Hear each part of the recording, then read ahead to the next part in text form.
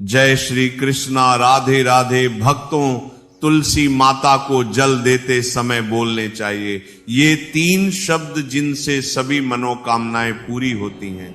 हम आज के प्रवचन में जानेंगे कि तुलसी माता को जल देते वक्त कौन से शब्द बोलने चाहिए। किसी समय की बात है, भगवान विष्णु विश्राम कर रहे थे, तभी देवी लक्ष्मी वहां आई और भगवान विष्णु से तुलसी माता को जल देने के महत्व के बारे में पूछा। भगवान विष्णु ने उन्हें तुलसी माता को जल देने के महत्व को विस्तार से बताया। तब देवी लक्ष्मी ने कहा, हे स्वामी, आपने मुझे तुलसी माता के महत्व के बारे में बताया, लेकिन अब मैं ये जानना चाहती हूं कि तुलसी माता को जल कैसे देना चाहिए, उनकी सेवा की सबसे श्रेष्ठ विधि क्या है और जल देते समय कौन सा मंत्र बोलना चाहिए। भगवान विष्णु ने उत्तर दिया, प्रिया देवी, जैसा कि मैंने तुम्हें तुलसी माता के महत्व के बारे में बताया, उसी प्रकार तुलसी माता को जल देते समय बोला जाने वाला मंत्र भी बहुत महत्वपूर्ण है। यह मंत्र 3 शब्दों का है, लेकिन इसका प्रभाव अत्यंत शुभ और कल्याणकारी है। जो भी रोज तुलसी माता को जल देते समय इन 3 शब्दों का उच्चारण करेगा, उसके घर में मां लक्ष्मी का वास होगा, उसकी दरिद्रता समाप्त हो जाएगी और उसे अपार धन धान्य की प्राप्ति होगी। मंत्र के महत्व को बताते हुए भगवान विष्णु ने कहा, इस मंत्र का महत्व सुनने से ही मनुष्य के सभी पाप नष्ट हो जाते हैं। उसे हजारों वर्षों तक तुलसी माता को जल देने के पुण्य का फल मिलता है। फिर भगवान विष्णु ने देवी लक्ष्मी को एक कथा सुनाई। उन्होंने कहा, दक्षिण दिशा में यम नगरी नामक एक नगर था, जहां रमेश नामक एक ब्राह्मण रहता था। वह अत्यंत पापी और गलत कामों में लिप्त व्यक्ति था। जन्म से ब्राह्मण होते हुए भी वह धार्मिक कार्यों से दूर रहता था। न वह पूजा करता, न ध्यान, ना जप और ना ही किसी का सत्कार करता। वह मदिरापान और मांसाहार भी करता था और हमेशा अनैतिक कार्यों में व्यस्त रहता था। और वह ब्राह्मण दिन में खेत में काम करके पत्ते बेचकर अपनी जीविका चलाता था और रात में वेश्याओं के पास जाता था।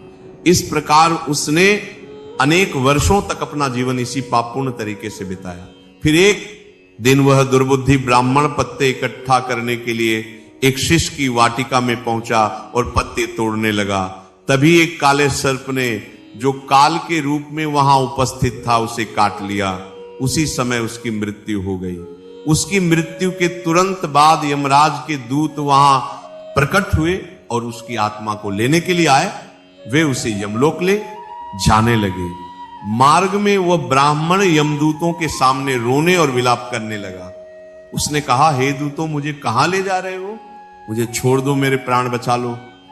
लेकिन यमदूत बोले, अरे पापी ब्राह्मण, तेरे दुष्कर्मों के कारण तुझे ये दंड मिला है। अब यमराज तुझे घोर नरक में डालेंगे।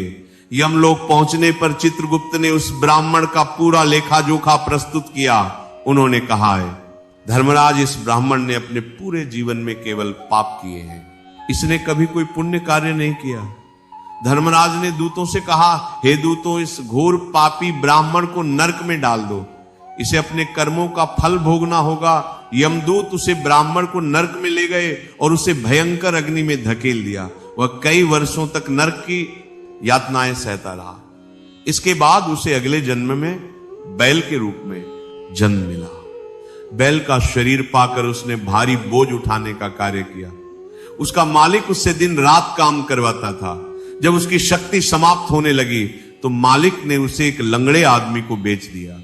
वह लंगड़ा आदमी उस बैल का उपयोग अपने बोझ उठाने के लिए करता था। बैल ने 8 वर्षों तक उसकी सेवा की। फिर एक दिन वो बैल लंगड़े आदमी को लेकर एक ऊंचे पर्वत पर चढ़ा। अधिक परिश्रम और थकान के कारण वह बैल मूर्छित होकर गिर पड़ा और अंतिम सांसें लेने लगा। वहां खड़े लोगों को उस बैल पर दया आ गई। उन्होंने उसके मुख में पानी डालने का प्रयास किया। उसी वे में एक पुण्यात्मा व्यक्ति भी था। उसने अपने पुण्य का थोड़ा सा भाग उस बैल को दे दिया। इसे देखकर अन्य लोगों ने भी अपने अपने पुण्य उसे देना शुरू कर दिया। उसी वे में एक वेश्या भी थी। सभी अपना पुण्य उस बैल को देकर उसका उद्धार करने का प्रयास कर रहे थे। ये देखकर उस वेश्या ने भी अपना पुण्य उस बैल को दे दिया। कुछ देर बाद उस बैल की मृत्यु हो गई। फिर उस स्थान पर यमदूत आए और उस बैल के शरीर से उस ब्राह्मण की आत्मा को निकालकर यमलोक ले गए। यमलोक पहुंचने पर उसे यमदेव के सामने प्रस्तुत किया गया। चित्रगुप्त ने जब उसका लेखा जोखा देखा तो वे चकित रह गए। वेश्या के द्वारा दिए गए पुण्य के कारण उसके सभी जन्मों के पाप नष्ट हो चुके थे। यमदेव ने कहा, हे ब्राह्मण, उस वेश्या ने तुझे अपना पुण्य देकर तुझ पर बड़ा उपकार किया है। उसी के पुण्य के प्रभाव से तुम्हारे सभी पाप नष्ट हो गए, इसीलिए अब तुम्हें फिर से मनुष्य जन्म प्राप्त होगा। इस प्रकार वह ब्राह्मण पृथ्वी पर एक उत्तम ब्राह्मण कुल में जन्म लेता है। उस महापुण्य के प्रभाव से उसे अपने पूर्व जन्म की सारी बातें याद आने लगती हैं। जब वह बड़ा होता है तो उसे ध्यान आता है कि पिछले जन्म में जब वह बैल था तब एक वेश्या ने उसे अपना पुण्य दिया था। उसके मन में उस वेश्या के बारे में जानने की उत्सुकता जागती है। वह वेश्या का पता लगाकर उसके नगर में पहुंचता है। वहां वह वेश्या जो अब बूढ़ी हो चुकी थी उसे मिल जाती है। वह ब्राह्मण उसके सामने जाकर बार बार प्रणाम करता है और धन्यवाद देने लगता है। वेश्या उससे पूछती है, हे ब्राह्मण श्रेष्ठ, आप कौन हैं और किस कारण मुझे धन्यवाद दे रहे हैं? मैंने आपका कौन सा कार्य किया है जिसके लिए आप मुझे नमस्कार कर रहे हैं? तब ब्राह्मण कहता है, हे मां, मैं वही बैल हूं जिसे तुमने अपना पुण्य देकर जीवन दान दिया था। अपने पाप कर्मों के कारण मुझे पिछले जन्म में बैल बनना पड़ा। उस पर्वत पर जब मैं अंतिम सांसें ले रहा था तब तुमने अपना पुण्य मुझे दे दिया था। उसी पुण्य के प्रभाव से ही आज मुझे फिर से मनुष्य जन्म मिला है और अपने पूर्व जन्म की सारी बातें याद है। किंतु हे मां, मैं यहां ये जानने आया हूं कि तुमने मुझे कौन सा पुण्य दिया था जिससे मेरे सभी पाप नष्ट हो गए। मैं उस पुण्य के बारे में जानना चाहता हूं। तब वेश्या ने कहा, हे ब्राह्मण श्रेष्ठ, मैंने तो अपने जीवन में कोई पुण्य का कार्य नहीं किया है, पर मेरे घर में एक तोता है जो पिंजरे में रहकर हमेशा कुछ बोलता रहता है, जिसे सुनकर मेरा अंतःकरण पवित्र हो गया।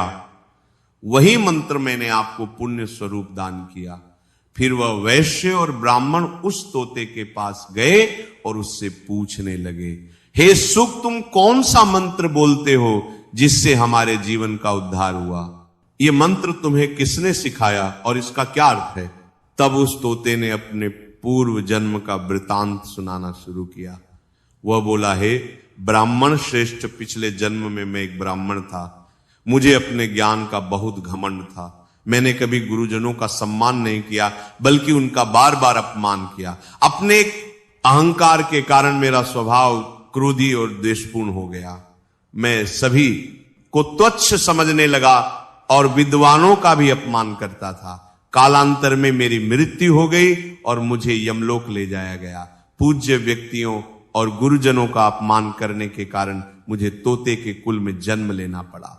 तोते के रूप में जन्म लेने के बाद छोटी अवस्था में ही मेरे माता पिता का साथ छूट गया। मैं अकेला पेड़ की डाल पर बैठकर रो रहा था। तभी कुछ मुनि उस मार्ग से जा रहे थे। उन्होंने मेरी दयनीय स्थिति देखी और मुझे अपने आश्रम ले आए। आश्रम में उन मुनियों ने मुझे एक सुंदर पिंजरे में रखा और मेरी देखभाल की। वे मुझे प्रतिदिन भोजन कराते और मुझसे स्नेह करते थे।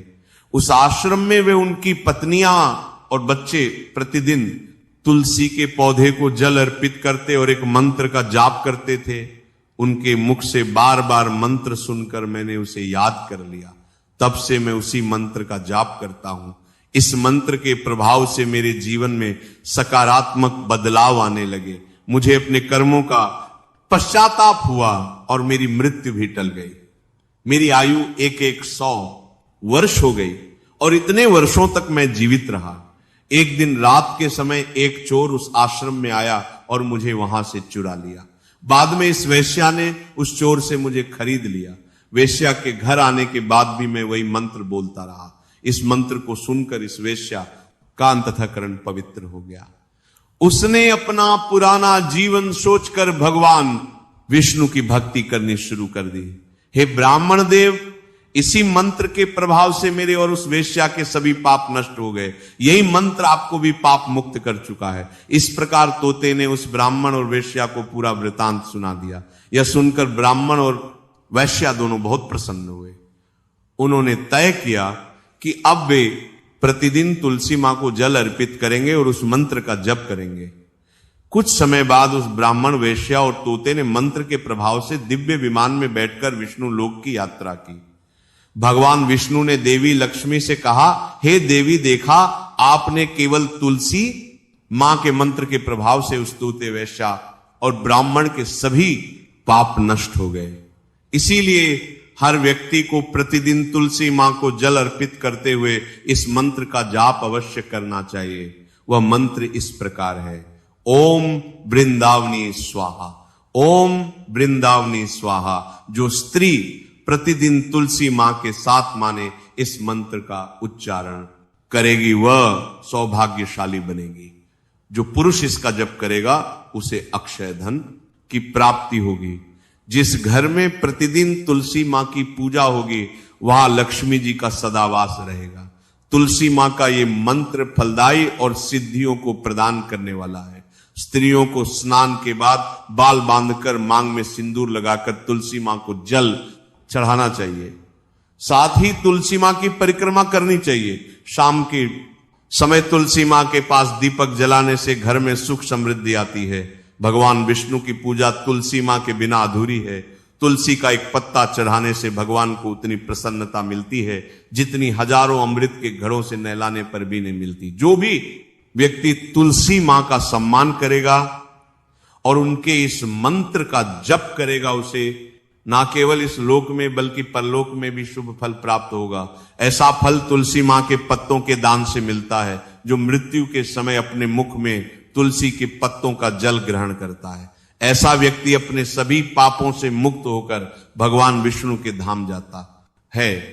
भगवान विष्णु कहते हैं, पूर्णिमा, अमावस्या, द्वादशी और सूर्य संक्रांति के दिन मध्याह्न काल, रात्रि और अशोच के समय तेल लगाकर बिना स्नान किए अथवा बिना हाथ पैर धोए रात्रि के वस्त्र पहनकर तुलसी के पत्ते तोड़ना महापाप होता है। श्राद्ध, व्रत, दान, प्रतिष्ठा और देव पूजा के लिए तोड़े गए तुलसी के पत्ते 3 रात तक पवित्र रहते हैं।